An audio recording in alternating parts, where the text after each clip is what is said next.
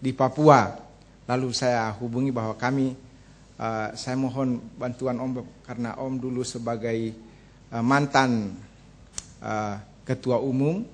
Lalu saya minta advice untuk coba mungkin kasih saya bagaimana jalan untuk kami bisa ke Merauke. Lalu saudara yang kekasih, saya hubungi, pertama saya bel, tidak nyambung. Nyambung tapi tidak diangkat. Saya pikir ini karena nomor baru pasti Om tidak tahu. Lalu saya SMS, saya bilang ini saya Lazarus, saya tidak perlu. Lalu sudah tersambung, beliau yang bel, lalu saya berbicara dan saya sampaikan visi itu saudara. Lalu beliau katakan, oh kami ada conference leadership yang baru-baru kami ikuti. Undangan sudah sampai atau belum? Saya bilang mungkin undangan ada di Jayapura, tapi saya ada ke Surabaya ikut Rakernas. Jadi, oh ya kalau bisa datang. Saya bilang ya Om, berdoa. Lalu saudaraku itu terjadi, benar kami pulang dan saya hubungi hamba Tuhan berdua ini yang punya hati yang sama untuk membuka pelayanan di Merauke. Lalu itu kami berdoa. Saya katakan, ibu-ibu saja pergi, saya tinggal. Lalu mereka bilang, jangan. Kalau satu pergi, tidak usah pergi semua. Saya bilang, wah ini akhirnya kami berdoa. Jadi sama-sama berdoa dan ternyata Tuhan buka jalan, kami bisa datang. Dan itu semua adalah anugerah Tuhan. Dan kami boleh ada dan dapat berdiri di depan saudara bukan karena gagah kami, tetapi itu adalah anugerah Tuhan. Sebenarnya banyak kesaksian yang dapat kami sampaikan, tapi kami lihat waktu tidak mungkin. Tapi saudara, kami ada ini karena anugerah Tuhan. Sebenarnya dalam hati kecil saya bilang kami datang ke Palu, kami ingin dapat berkat.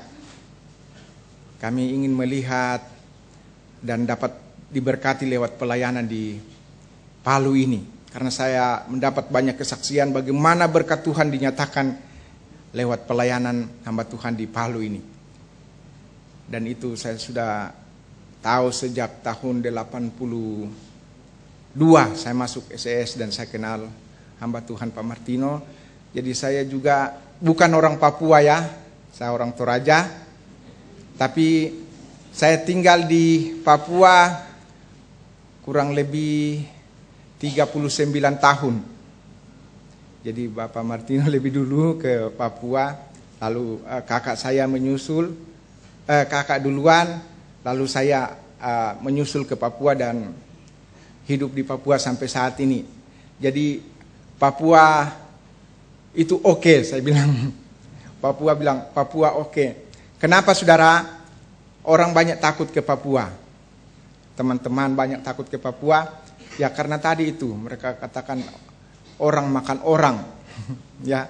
Dan selain itu dengan medan yang sangat berat, tapi ternyata kami boleh ada sampai saat ini itu bukan karena kuat, tapi sungguh-sungguh karena anugerah Tuhan. Puji Tuhan, dan kami bertiga katakan sebenarnya kami begitu, tapi kami diberikan kesempatan untuk melayani. Saya pikir apa yang saya bisa sampaikan ini, jemaat yang sudah diberkati dalam banyak hal. Lalu kami yang dari Papua yang baru sementara berkembang, apa yang harus saya katakan. Tapi saya berdoa, Tuhan, saya juga menjadi berkat untuk kota Palu. Dan saya berdoa, bukan kekuatan saya dan bukan gagah saya, tapi saya rindu juga menjadi berkat. Dan saya sebelum menyampaikan firman Tuhan, saya sampaikan terima kasih kepada Bapak Gembala yang mempersiapkan pelayanan firman Tuhan ini, dan juga kepada tim penggembalaan dan seluruh hamba-hamba Tuhan dan sidang jemaat yang memberi saya kesempatan untuk dapat menyampaikan kebenaran firman Tuhan. Puji Tuhan, saya berdoa Tuhan apa yang saya sampaikan dan Tuhan taruh ayat-ayat firman Tuhan yang ada di depan ini. Saya tadi siang setelah ibadah, saya bilang saya harus buat apa ini. Saya sudah berdoa dan Tuhan taruh ini. Saya percaya firman Tuhan ini sudah pernah disampaikan oleh Bapak Gembala, tapi saya juga ingin menyampaikannya karena itulah yang Tuhan taruh dalam hati saya untuk saya sampaikan kepada seluruh sidang jemaat. yaitu pembacaan firman Tuhan yang terdapat di dalam 1 Korintus pasal yang ke-10 ayat 6 ya sampai dengan ayat 11. Firman Tuhan ini saya ambil sesuai dengan judul atau topik yang sudah dikasih oleh Lembaga Alkitab Indonesia, yaitu Israel sebagai suatu peringatan. Israel sebagai suatu peringatan. Bukan lagi bagi Israel, tetapi bagi kita, khususnya jemaat Tuhan yang saat ini mendengarkan firman Tuhan. Saya bacakan firman Tuhan dan Bapak Ibu Saudara dapat mengikuti. Ayat 6. Semuanya ini telah terjadi sebagai contoh bagi kita, untuk memperingatkan kita, supaya jangan kita menginginkan hal-hal yang jahat seperti yang telah mereka perbuat. Dan supaya jangan kita menjadi penyembah-penyembah berhala, sama seperti beberapa orang dari mereka. Seperti ada tertulis, maka duduklah bangsa itu untuk makan dan minum, kemudian bangunlah mereka dan bersukaria. Janganlah kita melakukan percabulan, seperti yang dilakukan oleh beberapa orang dari mereka, sehingga pada satu hari telah tewas 23.000 orang. Dan janganlah kita mencobai Tuhan, seperti yang dilakukan oleh beberapa orang dari mereka, sehingga mereka mati dipangut ular. Dan janganlah bersungut-sungut, seperti yang dilakukan oleh beberapa orang dari mereka, sehingga mereka binasa oleh malaikat maut. Semuanya ini telah menimpa mereka sebagai contoh dan dituliskan untuk menjadi peringatan bagi kita yang hidup pada waktu di zaman akhir telah tiba. Amin.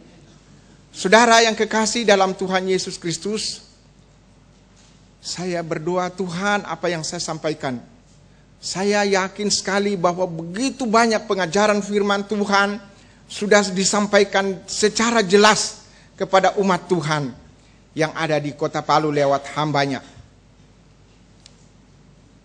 Lalu Tuhan, apa yang dibutuhkan? Lalu saudaraku, saya buka Alkitab dan saya dapat ayat ini. Saudara yang kekasih dalam Tuhan Yesus Kristus, kalau kita mau melihat semua peristiwa atau hal-hal yang terjadi pada bangsa Israel sebagai bangsa pilihan Allah, tentu tidak mungkin kita akan bisa mengurainya satu persatu, karena begitu banyak perbuatan yang dahsyat, perbuatan yang ajaib yang sudah dibuat bahkan dialami oleh bangsa Israel ini. Tetapi oleh hambanya Rasul Paulus, juga sebagai hamba Tuhan yang dipilih dan diurapi oleh Allah, dia juga mengambil dan mencoba menyarikan setiap peristiwa yang terjadi pada perjalanan bangsa Israel ini. Dan itu dia ungkapkan pada suratnya pada umat Tuhan di Korintus, pada surat yang pertama ini yang kita sudah baca. Sebab itu saudaraku, marilah kita memperhatikan satu demi satu dari pembacaan-pembacaan firman Tuhan ini.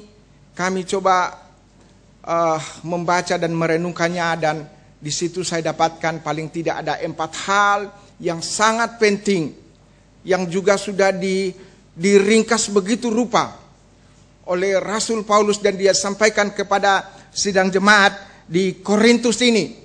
Dan sekarang firman Tuhan ini tidak lagi disampaikan kepada umat Tuhan di kota Korintus, tetapi ini disampaikan kepada kita semua yang ada pada malam ini. Haleluya. Ada amin? Amin. Saya katakan ini saudaraku, bahwa ini tidak lagi disampaikan kepada umat Tuhan di Korintus, tetapi kepada kita. Kenapa saudaraku? Supaya jangan kita berbuat seperti yang diperbuat oleh beberapa orang dari mereka. Ya.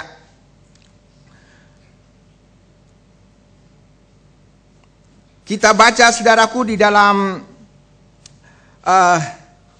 kitab Keluaran pasal 32.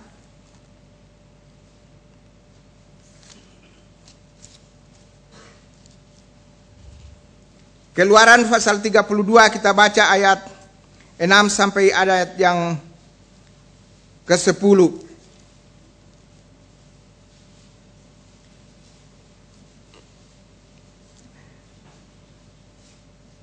Dan keesokan harinya pagi-pagi, maka mereka mempersembahkan korban bakaran dan korban keselamatan. Sesudah itu duduklah bangsa itu untuk makan dan minum. Kemudian bangunlah mereka dan bersukaria. Berfirmanlah Tuhan kepada Musa, pergilah, turunlah, sebab bangsamu yang kau pimpin keluar dari tanah Mesir telah rusak lakunya. Segera juga mereka menyimpang dari jalannya yang kuperintahkan kepada mereka. Mereka telah membuat anak lembu tuangan dan kepadanya mereka sujud menyembah dan mempersembahkan korban sambil berkata, hai Israel, inilah Allahmu yang telah menuntun engkau keluar dari tanah Mesir. Lagi firman Tuhan kepada Musa, telah kulihat bangsa ini dan sesungguhnya mereka adalah suatu bangsa yang tegar tengkuk. Oleh sebab itu, biarkanlah aku supaya murkaku bangkit terhadap mereka dan aku akan membinasakan mereka, tetapi engkau akan kubuat menjadi bangsa yang besar. Saudara yang kekasih dalam Tuhan Yesus Kristus, bangsa Israel yang merupakan bangsa pilihan Allah, yang sudah mengalami bahkan merasakan dan menyaksikan secara langsung perbuatan Tuhan yang dahsyat, yang hebat, yang sudah dilakukan oleh Allah bagi mereka.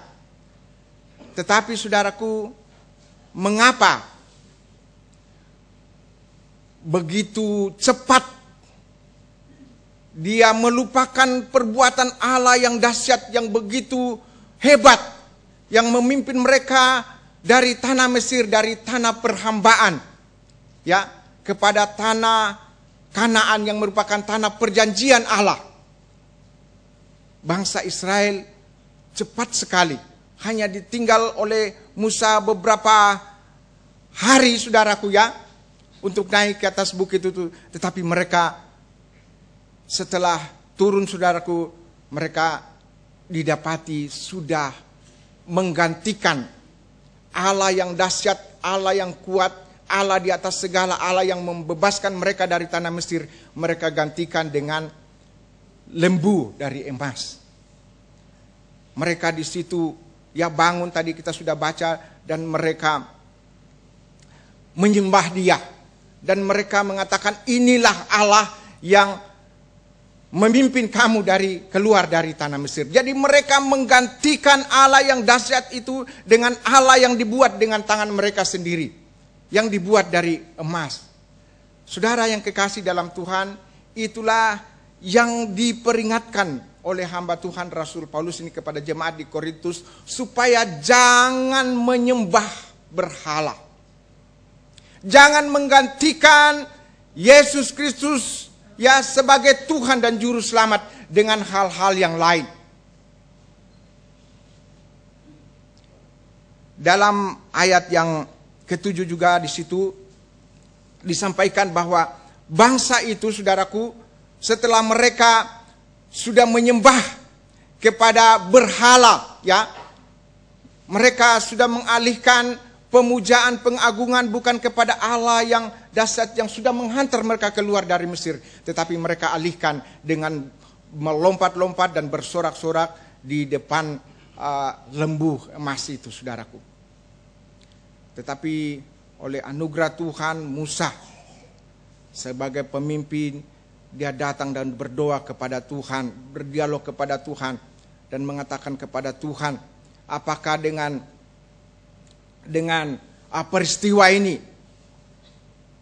maka nanti umat Tuhan akan hilang dari Tuhan, dan apa kata orang kalau mereka tidak lagi menyembah kepada Tuhan. Saudaraku, di ayat-ayat selanjutnya Musa mencoba membujuk Allah agar amarah dari Allah yang menyala-nyala karena mereka sudah meninggalkan Tuhan, tidak lagi menyembah kepada Allah. Inilah hal yang penting, yang pertama yang harus diperhatikan oleh umat Tuhan di kota Palu ini. Ya, karena di ayat-ayat selanjutnya saudara dikatakan di situ, kalau kita tahu bahwa kita ada berdiri dengan tegak, tapi mari kita perhatikan bagaimana kita berdiri, jangan sampai kita jatuh. Saya percaya saudara-saudara di sini dalam puji-pujian sudah sangat menguatkan kita, dan tidak ada bedanya dengan pemujaan ketika bangsa Israel dipimpin oleh Tuhan dengan tangan yang dahsyat menyeberangi laut Kolsum. Ketika laut terbelah, mereka lewati dan mereka bersorak, mungkin lebih nyaring dari pujian kita malam hari ini. Tetapi saudaraku, ketika dalam perjalanan mereka mengalami masalah, mereka dengan gampang sekali meninggalkan Allah yang dahsyat itu. Inilah hal yang pertama yang Tuhan mau, supaya jangan kita menyembah berhala. Mungkin sekarang saudaraku, kita tidak lagi menyembah berhala seperti bangsa Israel dengan menyembah, memuja atau bersorak-sorak di depan patung lembu emas yang dibuat itu, saudaraku. Tetapi dalam hal yang lain, ya dikatakan dalam ayat pembacaan firman Tuhan tadi, ya dikatakan ayat 7 ya, bagian B, sama seperti beberapa orang dari mereka, seperti ada tertulis, maka duduklah bangsa itu untuk makan dan minum, kemudian bangunlah mereka dan bersukaria. Jadi hal yang lain saudaraku, yang juga merupakan perhatian yang sama hebatnya dengan penyembahan berhala, menggantikan pemujaan kepada Allah ya dengan pemujaan kepada dewa, yaitu hal makanan. Ya mungkin saya tidak akan berbicara tentang makanan yang saudara konsumsi di rumah, apakah itu 4 sehat 5 sempurna, saya tidak akan berbicara tentang itu saudaraku. Tapi kita berbicara tentang bagaimana kita memperoleh makan itu. Ada orang yang mencari sesuap nasi dengan begitu hebat saudaraku, sehingga dia lupakan waktu untuk beribadah. Dia tinggal waktu untuk pemujaan kepada Allah, pengagungan kepada Allah.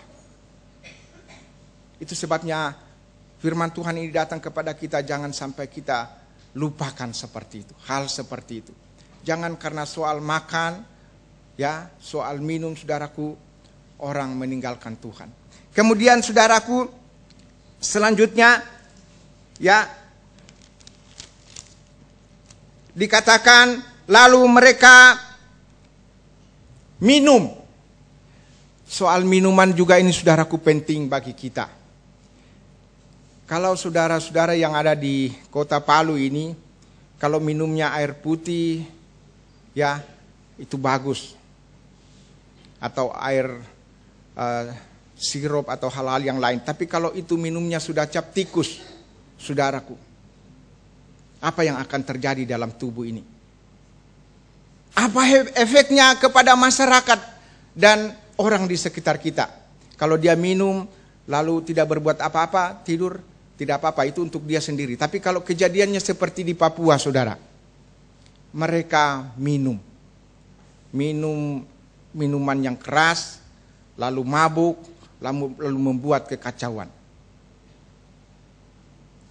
Tuhan katakan jangan kita berbuat seperti yang dilakukan oleh beberapa orang yang menjadi peringatan bagi bangsa Israel ini. Jangan kita lakukan. Haleluya. Karena itu akan mendatangkan hal yang tidak baik bagi kesehatan tubuh kita, dan juga kalau itu dia mabuk dan mengadakan tindakan-tindakan yang tidak baik akan menimbulkan kekacauan. Sebab itu kita tinggalkan, jangan kita berbuat seperti yang dibuat oleh beberapa orang itu. Kemudian saudaraku,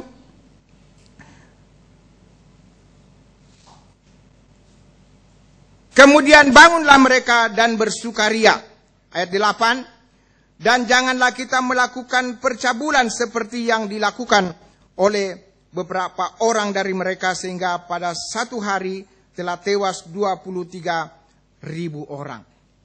Hal yang kedua saudaraku, yang juga menjadi peringatan bagi kita, supaya jangan beberapa dari antara kita.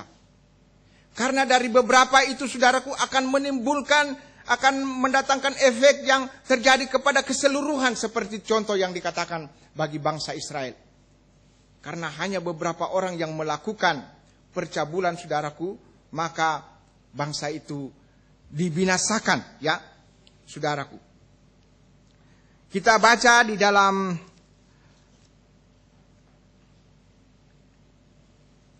Bilangan pasal 25.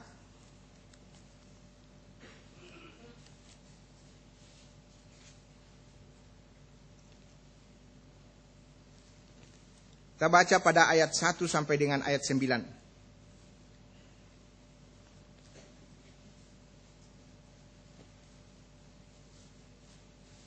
Sementara Israel tinggal di Sitim, mulailah bangsa itu bersinah dengan perempuan-perempuan Moab. Perempuan-perempuan ini mengajak bangsa itu ke korban sembelihan bagi Allah mereka. Lalu bangsa itu turut makan dari korban itu dan menyembah Allah orang-orang itu. Ketika Israel berpasangan dengan Baal Peor, bangkitlah murka Tuhan terhadap Israel. Lalu berfirmanlah Tuhan kepada Musa, tangkaplah semua orang yang mengepalai bangsa itu dan gantunglah mereka di hadapan Tuhan di tempat terang, supaya murka Tuhan yang menyala-nyala itu surut dari Israel. Lalu berkatalah Musa kepada hakim-hakim Israel, baiklah masing-masing kamu membunuh orangnya yang telah berpasangan dengan Baal Peor.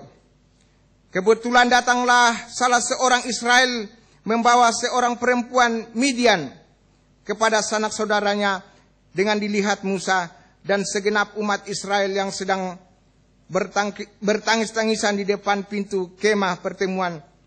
Ketika hal itu dilihat oleh Pinehas, anak Eleazar, anak Imam Harun, bangunlah ia dari tengah-tengah umat itu dan mengambil sebuah tombak di tangannya, mengejar orang Israel itu sampai ke ruang tengah dan menikam mereka keduanya. Ulangi, menikam mereka berdua, yakni orang Israel dan perempuan itu pada perutnya. Maka berhentilah tulah itu menimpa orang Israel. Orang yang mati karena tulah itu ada 26.000. Ulangi, ada 24.000 orang banyaknya. Saudara yang kekasih dalam Tuhan Yesus Kristus, hal yang kedua yang Tuhan pesankan kepada kita yang ada di jemaat Palu ini, yaitu jangan ada percabulan. Terjadi pasangan antara orang yang terang atau anak-anak Tuhan dengan orang-orang yang di luar Tuhan. Ini merupakan kekejian bagi Tuhan. Tuhan sangat tidak suka, Tuhan sangat sedih bila mana ini terjadi.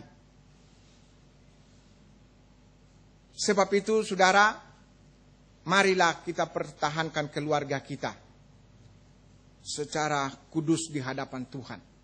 Maka Tuhan akan memberkati. Jangan kita mencoba mengadakan percabulan, ya, hubungan gelap dengan orang-orang lain di luar dari nikah kudus kita.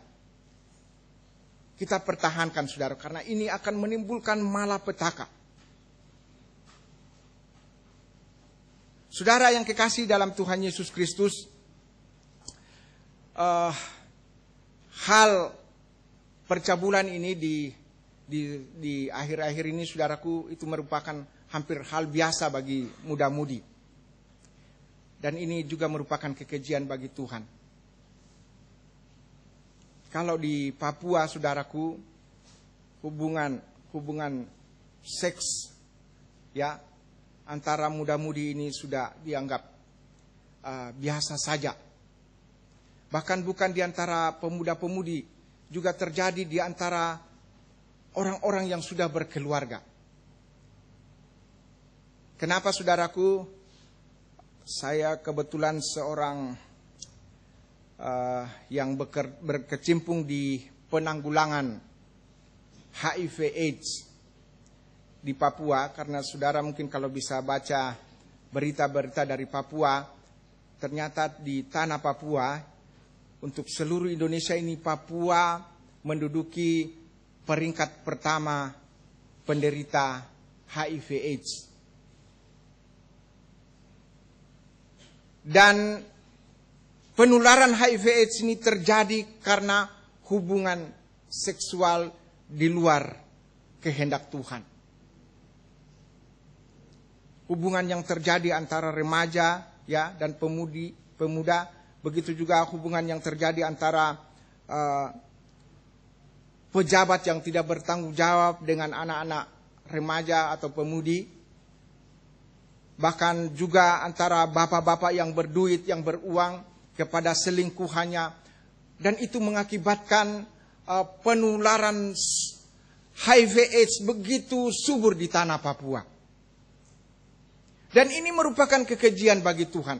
Selain saudaraku, AIDS ini merupakan kumpulan dari gejala-gejala penyakit yang ada di dalam tubuh seseorang. Sehingga orang itu dikatakan orang ini orang yang terinfeksi HIV AIDS.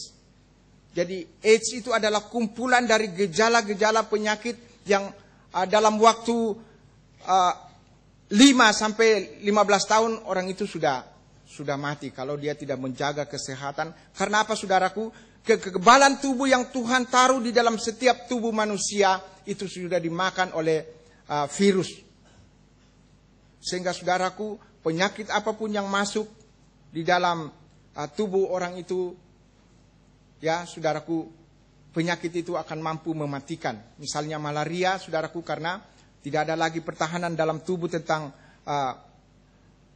malaria ini, saudaraku, maka malaria bisa membunuh. Begitu juga paru-paru dan lain sebagainya. Itulah yang terjadi di tanah Papua. Dan saudara, berita ini kami sampaikan dengan harapan saudara juga berdoa bagi kami di tanah Papua. Sehingga saudaraku, dengan kebenaran firman Tuhan ini, kami yang ada di Papua sebagai hamba Tuhan yang ditetapkan di sana, kami sudah bergerak.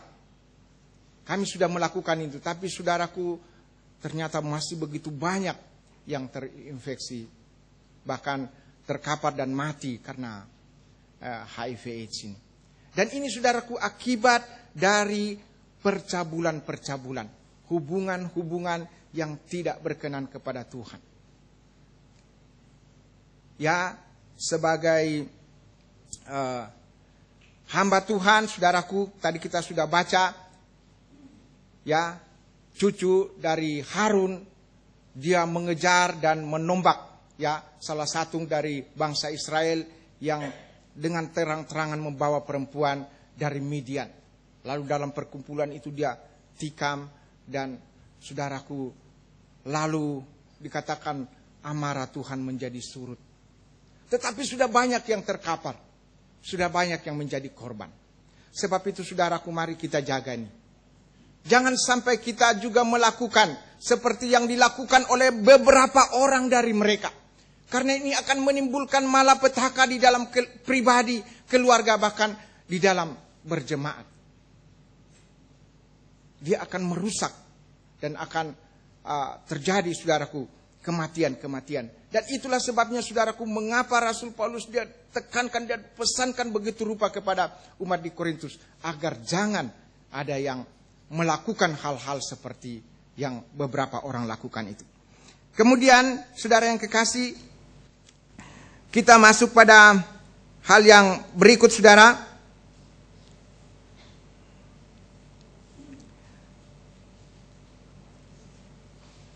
Pada ayat yang ke-9 dikatakan, dan janganlah kita mencobai Tuhan seperti yang dilakukan oleh beberapa orang dari mereka, sehingga mereka mati dipangut ular. Ya. Hal yang ketiga saudaraku yang sangat penting yang juga disampaikan oleh Rasul Paulus, yaitu saudaraku, dikatakan dalam pembacaan tadi, yaitu jangan kita mencobai Tuhan. Jangan mencobai Tuhan. Dengan cara apa kita mencobai Tuhan, saudaraku? Kita baca ayat-ayat ini dalam Bilangan pasal 21.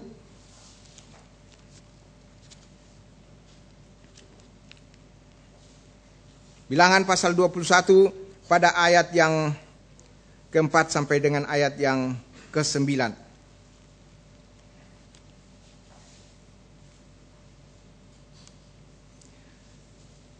Setelah mereka berangkat dari Gunung Hor, berjalan ke arah Laut Tibereu untuk mengelilingi tanah Edom, maka bangsa itu tidak dapat lagi menahan hati di tengah jalan.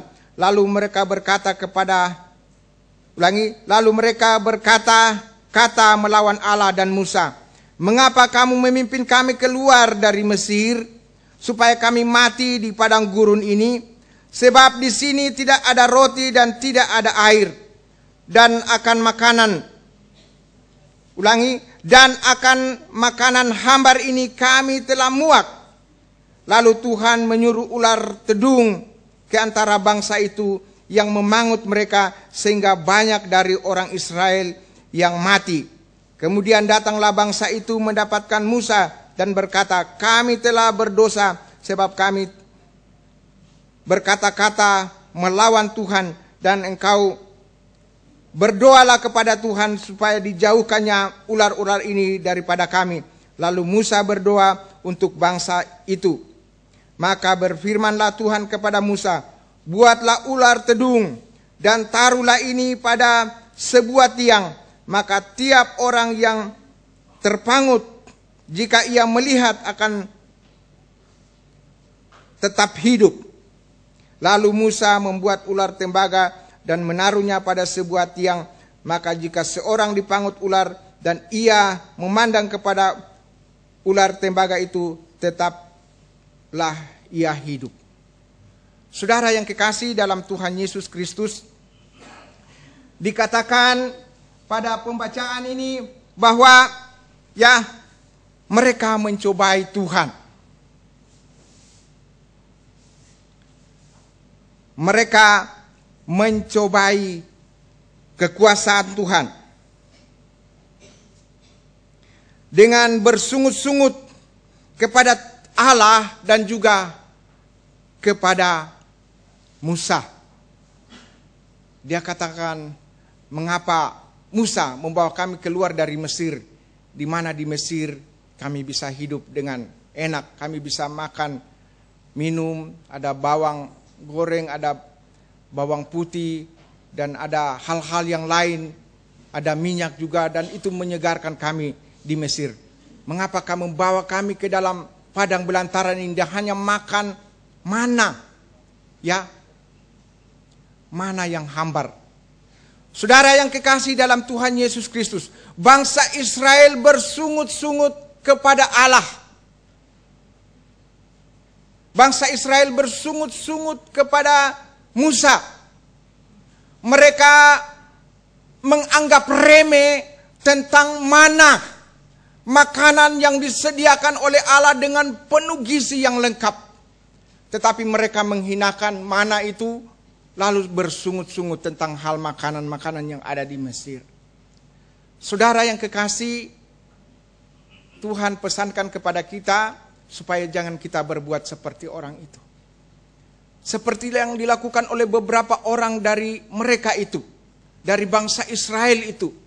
Kenapa saudaraku? Jangan kita menukarkan kebenaran-kebenaran firman Tuhan yang begitu mulia, yang begitu indah, yang begitu agung, yang berkuasa, ya, menjamin seluruh kebutuhan hidup kita, baik kebutuhan jasmani dan juga terutama kebutuhan rohani.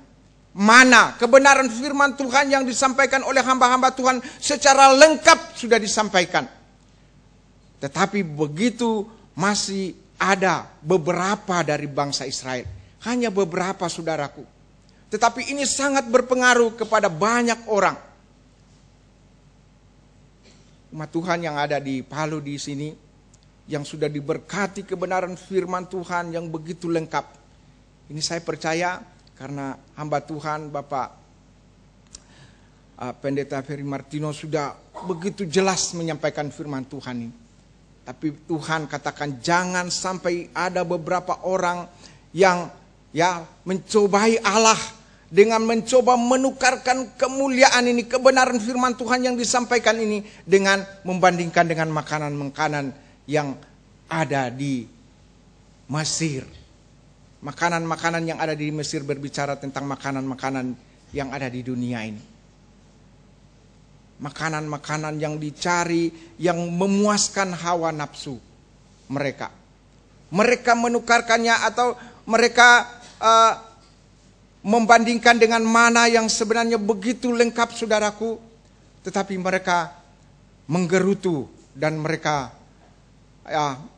mereka mencobai Allah dengan mengatakan bahwa mana ini tidak begitu enak bagi mereka. Dia katakan itu makanan yang hambar, ya, bagaikan makanan yang tidak bergaram bagi mereka. Saudaraku, jangan sampai di dalam hati kita menganggap remeh tentang kebenaran firman Tuhan. Tapi marilah kita yakini bahwa kebenaran firman Tuhan yang disampaikan, siapapun yang menyampaikan, baik itu hamba Tuhan yang bisa menyampaikannya secara lengkap atau hamba Tuhan yang sangat sederhana. Tetapi ketika kebenaran itu disampaikan, mari kita terima dengan iman. Jangan kita menolak dia. Jangan kita anggap, oh pemberitaan firman Tuhan dengan pendeta itu, dengan ibu itu, atau dengan ini, dengan itu, hambar. Tapi mari saudaraku kita ambil makna dari kebenaran firman. Kalau kita yakini saudaraku, maka itu akan terjadi dalam kehidupan kita. Tetapi ketika kita tidak yakini, maka dia pun tidak akan terjadi. Sebab itu mari saudaraku, setiap kebenaran firman Tuhan yang sudah disampaikan oleh hamba Tuhan, mari kita memakannya atau menikmatinya. Sebab kalau tidak saudaraku, maka Tuhan akan mengirim ular-ular tedung. Ya, ular berbicara tentang iblis. Dia bisa mematuk, dia bisa menggigit, dan dari bisa ular ini akan mematikan saudara. Saudara dapat bayangkan, ketika kebenaran firman Tuhan ini kita tolak dari hati kita, atau kita tidak terima dengan segenap hati kita saudaraku, maka ular-ular ini akan datang dan mematuk. Dan akibat dari bisa dari ular-ular ini akan membuat orang akan menjadi mati. Mungkin orangnya masih bisa berjalan dengan tegak, dengan cantiknya saudaraku dia bisa berjalan, tetapi sebenarnya di dalam rohnya sudah mati. Karena apa saudaraku? Karena dia menolak kebenaran firman Tuhan. Sebab itu mari kita yakini, karena dengan iman kita saudaraku meyakini akan kebenaran firman Tuhan, dan itu akan terjadi ketika kita meyakini. Puji Tuhan. Dan saudaraku, dikatakan Musa oleh perintah Allah, saudaraku, Musa disuruh untuk membuat ular tedung dari tembaga. Lalu itu ditusuk di dalam satu sulaya, dalam satu tiang, dan itu diletakkan. Dan Tuhan berfirman, barang siapa dari bangsa Israel ini, walaupun sudah dipangut oleh ular, tetapi ketika dia memandang ke ular tembaga itu, maka dia akan tetap hidup.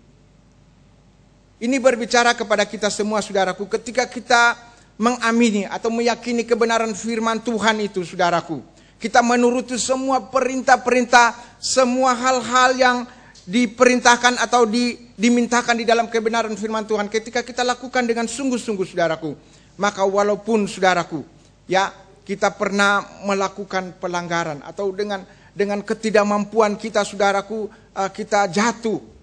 Tetapi saudaraku, ketika kebenaran firman Tuhan itu disampaikan oleh hamba Tuhan dan masuk di dalam hati kita, kita responi dengan sungguh-sungguh, saudaraku, maka kebenaran firman itu bagaikan, saudaraku, kita menoleh ke, ya, ular tembaga yang dipasang oleh Musa itu. Dan saudaraku, ular tembaga yang digantung itu juga berbicara tentang pengorbanan Kristus yang ada di depan kita. Ketika kita meyakini dengan sungguh-sungguh bahwa pengorbanan Kristus ini mampu menguduskan dan menyucikan kita dari segala pelanggaran kita, maka kebenaran itu akan membebaskan kita. Sekalipun mungkin pada masa lalu kita pernah jatuh, kita pernah melanggar kebenaran firman Tuhan, kita pernah jauh dari Tuhan. Tetapi ketika kita mendengarkan firman Tuhan dan kita lakukan dalam kehidupan kita, saudaraku, maka firman itu akan membebaskan kita. Iman yang kita responi kepada kebenaran firman Tuhan itu, dia akan mampu melepaskan kita. Karena Tuhan sudah berjanji, barang siapa yang datang kepada Tuhan, Tuhan tidak akan pernah menolak. Tetapi dia membuka tangan, barang siapa yang datang kepada Tuhan, Tuhan akan memberikan keselamatan. Tuhan akan menyucikan segala dosa, pelanggaran itu. Dan kita dapat boleh hidup, dan kehidupan ini kita dapat lakukan kepada Tuhan. Puji Tuhan, saudaraku, biarlah kebenaran firman Tuhan ini kita taruh dalam hidup kita agar sungguh-sungguh mendatangkan keselamatan bagi diri kita, bagi keluarga kita, bahkan bagi umat Tuhan di sekeliling kita. Karena perbuatan beberapa orang dari antara mereka yang melakukan, ya, yang mencobai Allah, saudaraku, sehingga mereka dibinasakan, ya, dibinasakan oleh ular tedung itu. Yang terakhir, saudaraku, yaitu bersungut-sungut, ya. Pada ayat yang ke-10 dalam pembacaan tadi dikatakan, dan janganlah bersungut-sungut seperti yang dilakukan oleh beberapa orang dari mereka, sehingga mereka dibinasakan oleh malaikat maut. Hal bersungut-sungut juga ini menjadi, ya, hal yang sangat penting bagi kita. Dalam pengiringan kita kepada Tuhan, jangan kita bersungut-sungut. Ya. Kita baca firman Tuhan, ya, terakhir, saudaraku, dalam Bilangan pasal 16.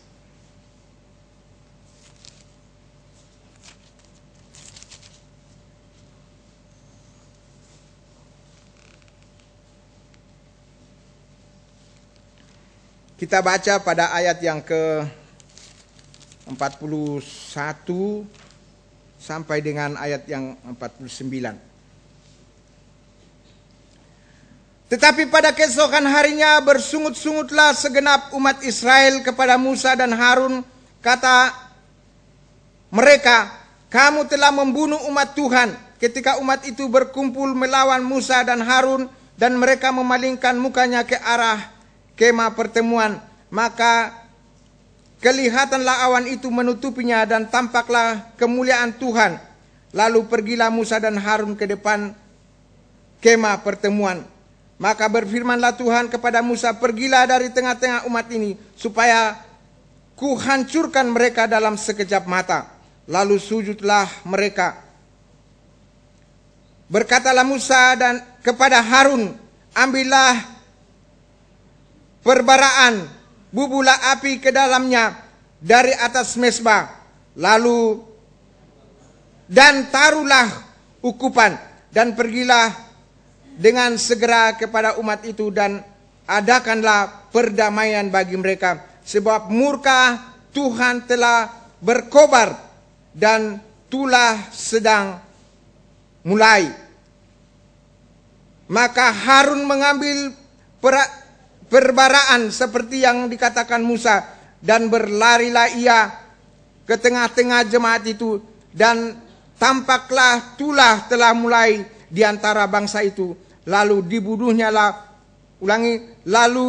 dibubuhnyalah ukupan dan diadakannyalah perdamaian bagi bangsa itu.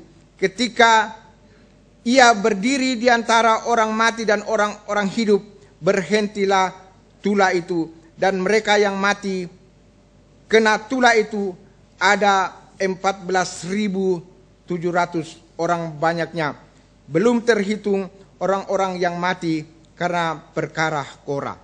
Jadi saudaraku, akibat dari persungut-sungutan bangsa Israel, maka begitu banyak yang menjadi korban. Mari saudaraku, dengan tulus kita mau melayani Tuhan. Kita persembahkan tubuh kita menjadi persembahan yang hidup dan berkenan kepada Tuhan. Jangan kita membiarkan sungut-sungut ini menguasai hati kita. Disampaikan firman Tuhan begitu keras, bersungut-sungut. Disampaikan dengan lembut, bersungut-sungut lagi. Disampaikan dengan cara apapun, kalau hatinya tidak menerima saudaraku, maka tetap tidak akan menjadi berkat. Tetapi dengan cara apapun kebenaran firman Tuhan ini disampaikan saudaraku, disampaikan oleh para hamba Tuhan, ketika kita terima dengan sungguh-sungguh, maka ini akan menjadi berkat bagi kita. Sebab itu saudaraku, marilah kita mengikut Tuhan dengan tulus hati, dengan tidak bersungut-sungut tentang semua hal yang terjadi di sekitar kita. Tetapi mari kita arahkan pandangan pikiran kita kepada Yesus yang sudah berkorban bagi kita. Yesus yang sudah mati untuk kita. Biarlah ini kita mau terima dia di dalam hidup kita, karena itulah yang akan menyelamatkan kita. Dan saudaraku, terakhir ayat 11 dikatakan, semuanya ini telah menimpa mereka sebagai contoh dan dituliskan untuk menjadi peringatan bagi kita yang hidup pada waktu di zaman akhir telah tiba. Jadi semua yang tadi yang kami uraikan saudaraku, itu dituliskan. Bukan ditulis begitu saja tanpa tujuan. Tetapi ini mempunyai tujuan supaya kita yang ada sekarang ini mendengarkan kebenaran firman Tuhan ini, jangan kita melakukannya seperti yang sudah dilakukan oleh beberapa orang dari antara mereka itu. Dan biarlah saudaraku, kebenaran firman Tuhan ini menjadi kekuatan dalam pengiringan kita kepada Tuhan.